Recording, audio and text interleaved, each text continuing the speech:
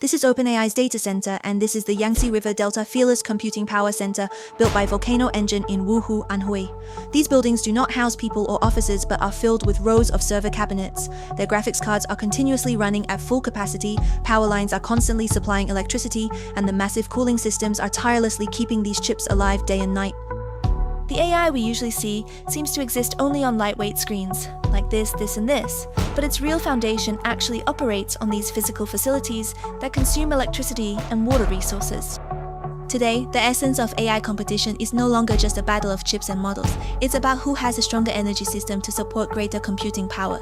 AI's energy consumption is mainly concentrated in two stages: training and inference. If we consider a large model as a big eater, the training stage determines how big the model can grow, while the inference stage determines how much resources this big eater will consume daily. In 2020, GPT-3's training consumed 1,287 megawatt-hours of electricity. By 2026, GPT-5's energy consumption reached 60,000 megawatt-hours. Its training utilized 50,000 advanced GPUs running continuously for 90 days. In just a few years, the energy consumption for model training increased 50-fold. But training is just the beginning of energy consumption. A trained model becomes a continuous energy black hole. What truly frightens the global energy system is its daily use by users after going online. Every time you ask a question, it consumes about 0.34 watt-hours of electricity, which can light up a bulb in your home for 2 minutes. When you use AI to generate a high-definition image, the energy consumed is about 12 watt-hours, which is enough to charge your phone from 0 to 100%. And when you are not satisfied with a static image and request AI to generate a 5-second high-definition video, due to the massive multimodal spatio-temporal computation involved, the power consumption will instantly soar to about 1 kilowatt-hour, which is enough to run your home air conditioner at full speed for 1 hour. If we multiply the above single data points by the daily AI call volume in the country and add them up, we get this number. This is only the direct power consumption of those GPU chips in the data center during computation. If we include the massive cooling systems, water pumps, and transmission losses in the power grid of data centers, the actual total daily consumption will exceed 4 million kilowatt-hours, which is equivalent to the entire daily electricity consumption of a medium-sized county in China with hundreds of thousands of residents. However, AI consumes not only electricity, the extremely high heat in large data centers forces the facilities to consume a large amount of fresh water for cooling. Research shows that every 10 requests to a large model is equivalent to pouring a 500 milliliter bottle of purified water on the ground. Microsoft's annual water consumption surged by 51%, consuming a total of 5.6 billion liters. Google, in just one single data center in Iowa, USA, used up 4.9 billion liters of water in a year. Every year, more than 4,000 Olympic-sized swimming pools of clean water are evaporated and consumed by the massive cooling towers of data centers just to cool down those scorching silicon chips. At this point, AI can hardly be seen as a lightweight internet product. It is more like a heavy industrial facility supported by power systems, cooling systems, and water resources. If the first half of the AI competition was about who could secure more advanced processing power chips, then the second half is about who has larger and more robust infrastructure. This is no longer a solo battle among a few tech companies, but a fundamental contest of major national capabilities.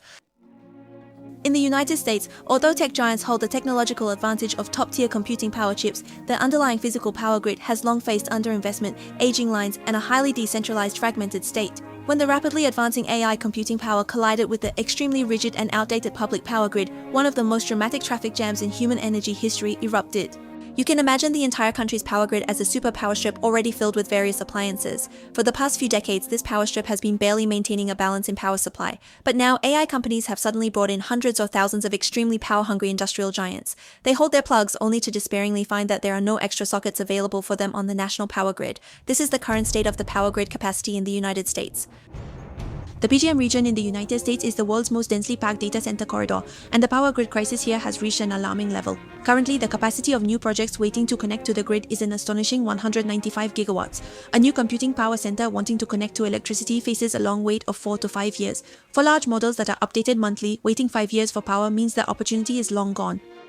The severe shortage of grid capacity directly triggered a sky-high electricity shortage. In the latest system auction, grid capacity prices soared more than tenfold. Facing a rigid, expensive, and inaccessible public grid, American tech giants began trying to bypass the grid by investing heavily in nuclear power. In 2024, Microsoft spent billions of dollars attempting to restart the 3 Mile Island nuclear power plant, which had experienced a serious nuclear leak by 2028. Amazon not only spent a fortune to purchase exclusive power from a nuclear power plant in Pennsylvania, but also invested heavily in betting on a small modular nuclear reactor that has not yet been commercially validated on a large scale.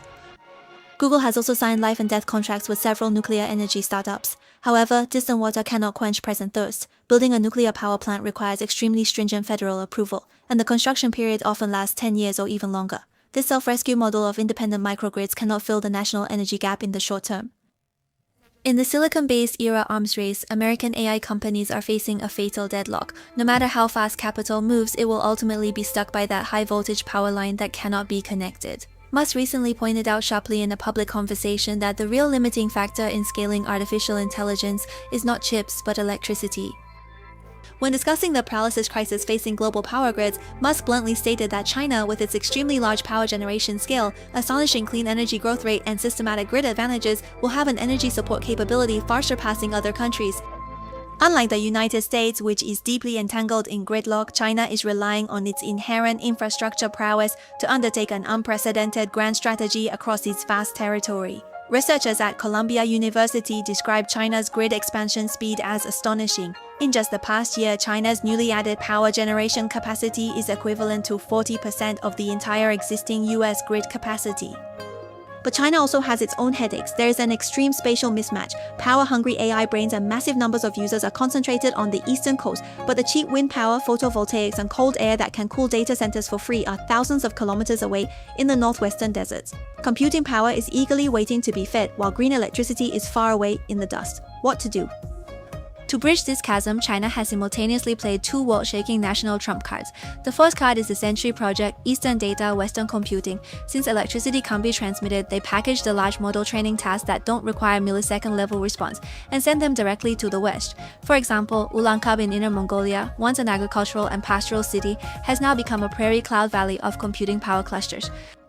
The average annual temperature there is only 4.3 degrees, making it a natural super refrigerator. Here, cooling the server rooms doesn't require air conditioning, and the green electricity generated by wind turbines and solar panels doesn't enter the public grid but is directly connected to the data center via a dedicated line. The originally high AI computing power costs are instantly reduced by the cheap natural resources in the West.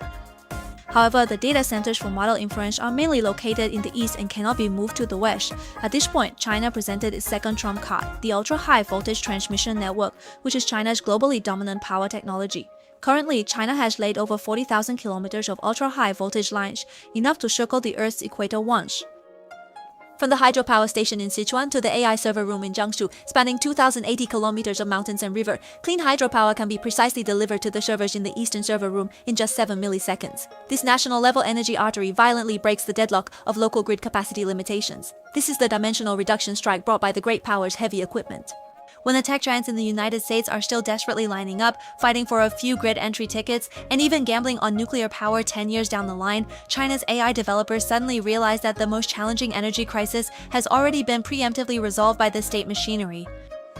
In this foundational battle of the silicon-based era, China has relied on a nationwide strategy of ultra-high voltage and large green power bases to lay the most solid stepping stone for future computing power expansion. The dawn of general artificial intelligence is indeed splendid, but it also mercilessly drags us into an era of massive computing power that is extremely dependent on energy and water. From flagship models that consume tens of millions of kilowatt-hours of electricity to billions of clicks on our screens, the hidden carbon emissions and water footprint of the AI industry are silently approaching the ecological tipping point of the Earth. In fact, faced with this energy-consuming giant of AI, humanity has not been sitting idly by.